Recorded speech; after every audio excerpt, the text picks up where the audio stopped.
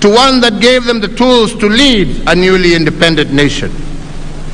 In 1985, we made yet another monumental shift by transitioning from the 7423 system into the 844 system. But with time, fellow Kenyans, the 844 curriculum became inconsistent with the aspirations of our growing nation, particularly because of its overloaded curriculum and its focus on rote learning and the passing of exams as the ultimate goal of the system.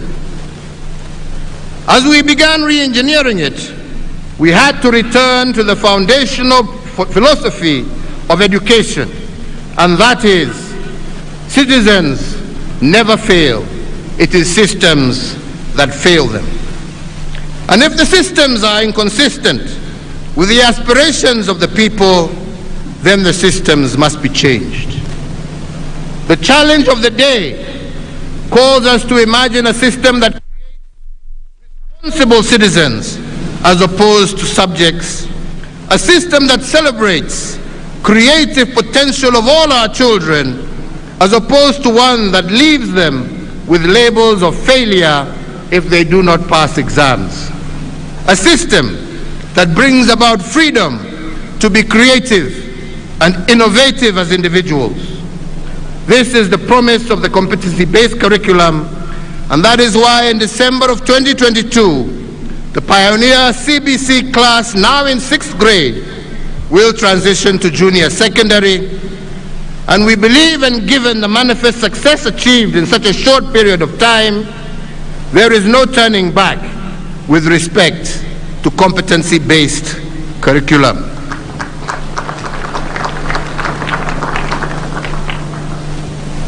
With the same mandate, we have also secured a 100% transition from primary to secondary education, ensuring that no Kenyan child is left behind.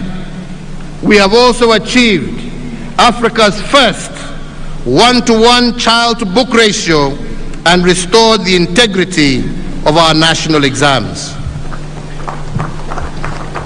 In regard to higher education, we live in a time when knowledge is placing other resources as the main driver of economic growth, and thus education has increasingly become the foundation of a greater individual prosperity.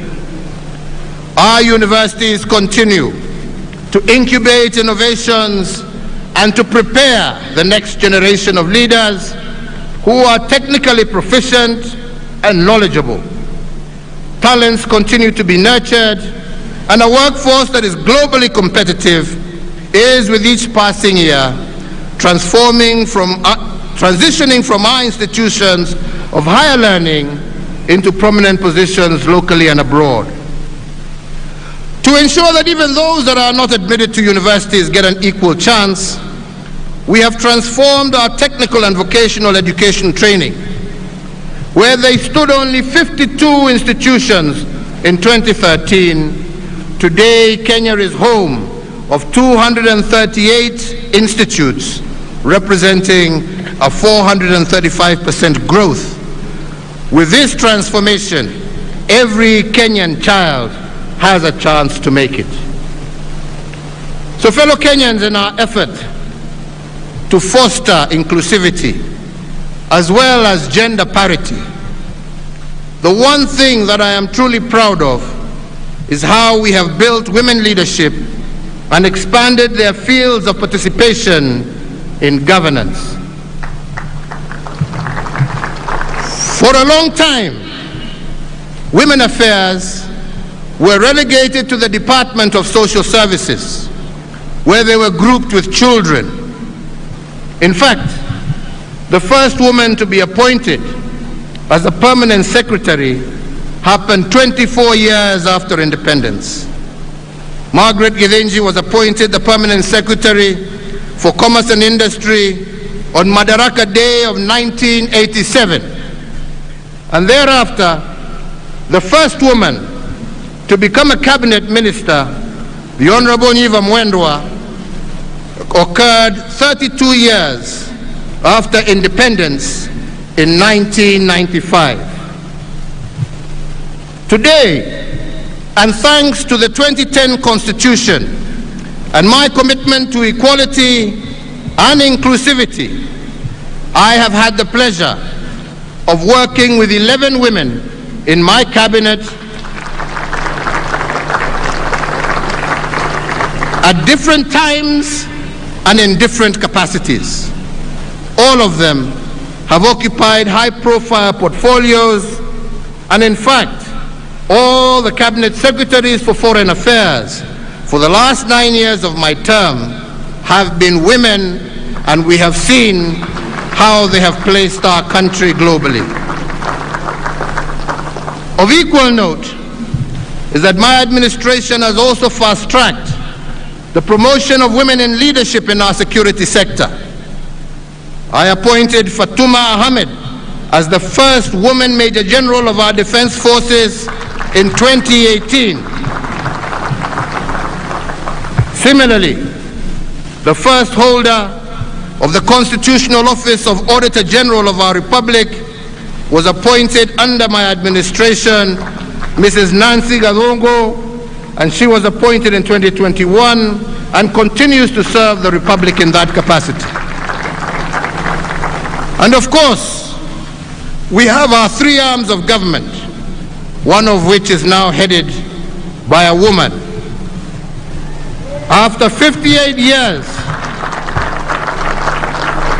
of our independence, in May of 2021, I had the profound honor of being the first President of the Republic to commence an address with a salutation, Madam Chief Justice, when the Honorable Lady Justice Martha Karua assumed office as the first woman Chief Justice. We are also proud of the fact that Kenya's judiciary boasts a female Deputy Chief Justice, a female Chief Registrar, and many female principal judges and presiding judges across our superior courts. Going further, in August of this year, if it is the wish of the Kenyan electorate, we have a chance of electing a woman and shattering the glass ceiling by assuming the second highest office in the Republic of Kenya. So, ladies and gentlemen, if our women were part of the liberation struggle, advancing their cause intentionally is a duty that belongs to all of us. We owe it to them, we owe it to ourselves, and we owe it to our country.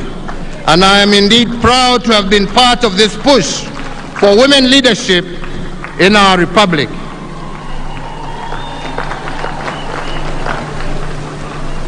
Fellow Kenyans, ladies and gentlemen, now I will give a further account of how my administration has multiplied the fruits of our liberation. And I will give this account using 4 legacy frames that have guided our execution of the mandate bestowed on us over the last 9 years. These are what I have been calling the big push investments, economic acceleration, restoration of dignity, as well as political stabilization.